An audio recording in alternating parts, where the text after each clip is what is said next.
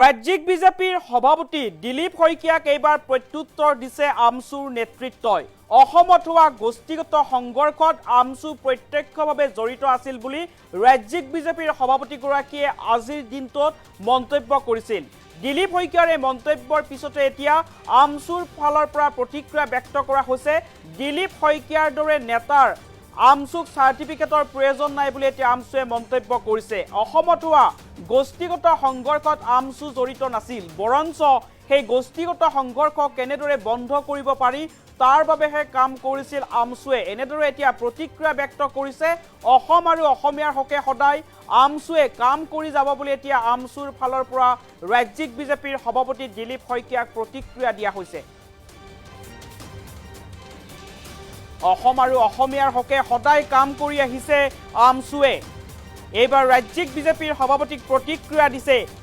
আমছুক দিলীপ শইকীয়াৰ চাৰ্টিফিকেটৰ কোনো প্ৰয়োজন নাই বুলি মন্তব্য কৰিছে।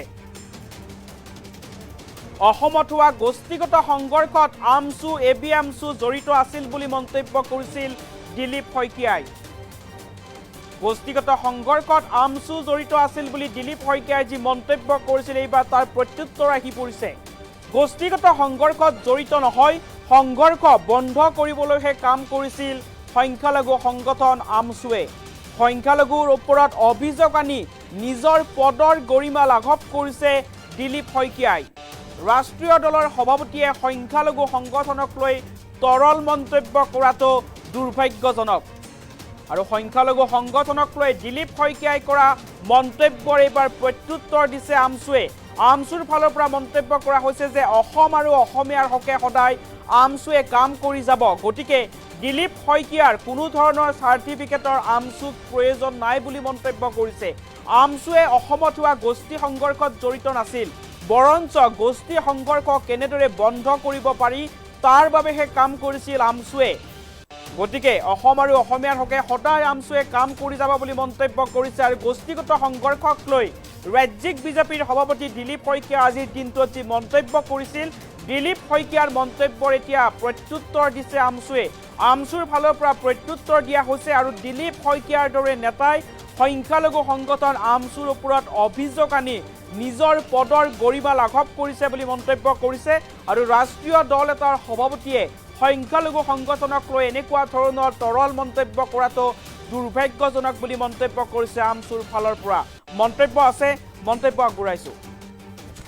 চাওক, আচলতে অসমৰ কাৰণে, অসমবাসী ৰাইজৰ কাৰণে এইটো দুৰ্ভাগ্য যে ৰাষ্ট্ৰীয় দলৰ এজন সভাপতি ইমান তৰল আৰু পাতল মন্তব্য দিব পাৰে বুলি আমি কেতিয়াও কাহানিও কল্পনা কৰা নাছিলোঁ। এইটো মই ভাবোঁ যে অসমৰ কাৰণে, আমাৰ কাৰণে দুৰ্ভাগ্য যে দিলীপ শইকীয়াৰ দৰে আচলতে তথ্য নজনাকৈ, কোনো ষ্টাডি নকৰাকৈ এই ধৰণৰ মন্তব্য দিয়া, আৰু সেইজন ব্যক্তিকে আচলতে ৰাষ্ট্ৰীয় দল এটাই আচলতে তেওঁক সভাপতি হিচাপে নিৰ্বাচিত কৰিছে। মই ভাবোঁ যে এইটো অসমবাসী মানুহৰ কাৰণে দুৰ্ভাগ্যৰ বিষয়। আচলতে গোষ্ঠীগত সংঘৰ্ষত আমছু জড়িত আছে বুলি যে তেওঁ প্ৰত্যক্ষভাৱে জড়িত আছে বুলি কথাটো ক'লে, এইটোত আমাৰ তীব্ৰ বিৰোধিতা আছে। আমি স্পষ্টকৈ কৈছোঁ, যেতিয়া গোষ্ঠীগত সংঘৰ্ষ বিভিন্ন সময়ত হৈছিল, সেই সময়ত কিন্তু আমি দিলীপ শইকীয়া ডাঙৰীয়াক দেখা পোৱা নাছিলোঁ যে গোষ্ঠীগত সংঘৰ্ষৰ সময়ত গোষ্ঠীগত সংঘৰ্ষ কেনেকৈ ৰোধ কৰিব পৰা যায়, কেনেকৈ মানুহৰ মাজত ভাতৃত্ববোধ আনিব পৰা যায়, কেনেকৈ সমন্বয় সৃষ্টি কৰিব পৰা যায়, কেনেকৈ এটা সুস্থ পৰিৱেশ গঢ়িব পৰা যায়, সেই সময়ত কিন্তু আমি দিলীপ শইকীয়াক দেখা নাছিল। সেই সময়ত কিন্তু আমছুৱে সমূহ সমৰৰ পৰা এপছুৰ লগতেই হওক বা বিভিন্ন দল সংগঠনৰ লগত হওক, চৰকাৰী পক্ষৰ লগতে সকলোৰ লগত আলাপ আলোচনা কৰি এই অঞ্চলবিলাকত, বিশেষকৈ গোষ্ঠীগত হোৱা অঞ্চলবিলাকত শান্তি ঘূৰাই অনাৰ কাৰণে অহৰহভাৱে চেষ্টা কৰিছে আৰু আমছুৱে কাম কৰিছে। এই কথাখিনি হয়তো দিলীপ শইকীয়াৰ নলেজত নাই, দিলীপ শইকীয়া ডাঙৰীয়াৰ নলেজত নাই, যাৰ কাৰণে দিলীপ শইকীয়া ডাঙৰীয়াই আমছুক প্ৰত্যক্ষভাৱে গোষ্ঠীগত সংঘৰ্ষৰ লগত জড়িত কৰি কৰিছে।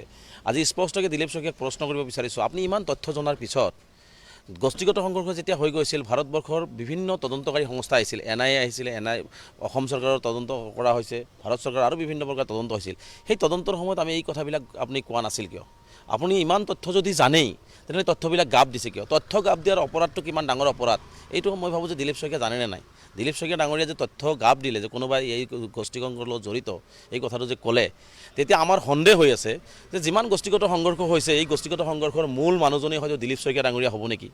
কাৰণ তেওঁ মানুহক যেনেকৈ সন্দেহ কৰি আছে, মানুহক যেনেকৈ তেওঁ আঙুলি টুৱাই আছে, কথাবিলাক জানিও তেওঁ যিহেতু তদন্তকাৰী সংস্থাক জনোৱা নাই, গতিকে আমাৰ সন্দেহ হয় যে আচলতে দিলীপ শইকীয়া ডাঙৰীয়া এই গোষ্ঠীগত সংঘৰ্ষৰ মূল মাষ্টাৰ মাইণ্ড নেকি। আমাৰ প্ৰশ্ন দিলীপ শইকীয়া ডাঙৰীয়ালৈ থাকিল, কিন্তু আমি স্পষ্টকৈ কওঁ গোষ্ঠীগত সংঘৰ্ষ নহয়, সৰু সুৰা কাজিয়া হ'লেও সদৌ অসম সংখ্যালঘু ছাত্ৰ ইউনিয়ন এইটো কেনেকৈ সমাধান কৰিব পৰা যায়, কেনেকৈ সেই সৰু সুৰা কাজিয়াটোকো এটা শান্তিৰ পৰিৱেশ ঘূৰাই আনিব পৰা যায় তাৰ কাৰণে কাম কৰে।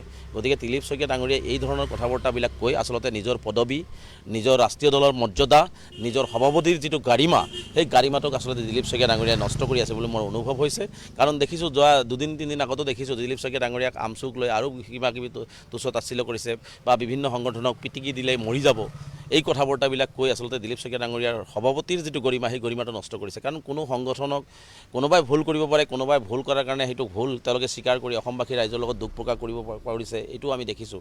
কিন্তু কোনো সংগঠনক এটা সংগঠনত মানুহ থাকে, সেই মানুহবোৰক কোনোবাই পিটিকি দিলেই মৰি যাব, এই যে অসাংবিধানিক আৰু অগণতান্ত্ৰিক কথা ক'লে এইটো সভাপতি এজনৰ মুখত সভা নাপায়। গতিকে এই দিলীপ শইকীয়া ডাঙৰীয়া এই কথাটো মনত ৰখা উচিত। কাৰণ কোনেও কাৰো পৈতৃক সম্পত্তিৰ ওপৰত থিয় হৈ থকা নাই, এইটো কোনো দিলীপ শইকীয়া ডাঙৰীয়াৰ সম্পত্তিৰ ওপৰতো থিয় হৈ কোনো সংগঠনৰ জন্ম হোৱা নাই। গতিকে এই কথাখিনি মই ভাবোঁ যে দিলীপ শইকীয়া ডাঙৰীয়াই অনুধাৱন কৰা উচিত।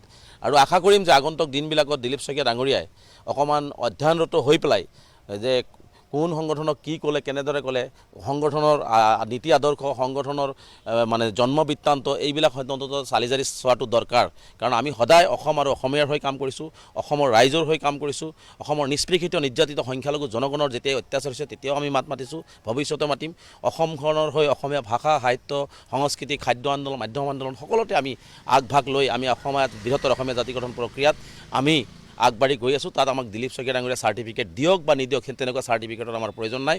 আমি হাড়ে হিমজে অসমীয়া হৈ আছোঁ, হাড়ে হিমজে অসমৰ বাসিন্দা, ভাৰতীয় নাগৰিক হয়। গতিকে দিলীপ শইকীয়া ডাঙৰীয়াক এটাই আহ্বান জনাম যে আপোনাৰ চৰকাৰে যিদৰে ভাৰতীয় নাগৰিকৰ ওপৰত অন্যায় কৰি আছে, যিদৰে ভাৰতীয় সংখ্যালঘুসকলক, বিশেষকৈ অসমৰ ধৰ্মীয় সংখ্যালঘু অসমীয়া স্বাভিমানী নাগৰিকসকলৰ ওপৰত যিধৰণে অন্যায় আৰু অত্যাচাৰ কৰিছে, ভূমিহীন নাগৰিকক বেঘৰ কৰি আছে, যিসকল শিশুসকলক মুকলি আকাশৰ তললৈ ফেটি যে মানুহৰ মুখৰ ভাত কাঢ়ি লৈ গৈছে, যদি পাৰে দিলীপ শইকীয়া ডাঙৰীয়া সবকে সাথ সবকে বিকাশ সবকে বিশ্বাস, এই শ্লোগানটো আপুনি সদায় দিয়ে, এই শ্লোগানটো আপোনাৰ সদায় থাকে। গতিকে সেই শ্লোগানটো যদি সঁচাকৈ আপোনাৰ অন্তৰত সঁচাভাৱেই আপুনি মানুহৰ মাজত কয়, তেনেহ'লে মই ভাবোঁ যে শদিয়াৰ পৰা ধুবুৰীলৈকে প্ৰতিটো জাতি জনগোষ্ঠীৰ সম উন্নয়ন, সম মৰ্যাদা, সম বিকাশ দিয়াৰ কাৰণে দিলীপ শইকীয়া ডাঙৰীয়াই কাম কৰক। আৰু অন্যথা এনেকুৱা কথা বাৰ্তাবিলাক ক'লে নিশ্চিতভাৱে আপুনি যে এজন পাতল আৰু তৰল মন্তব্য দিয়া সভাপতি, সেইটো কিন্তু অসমৰ ৰাইজে আৰু ভাবি থাকিব।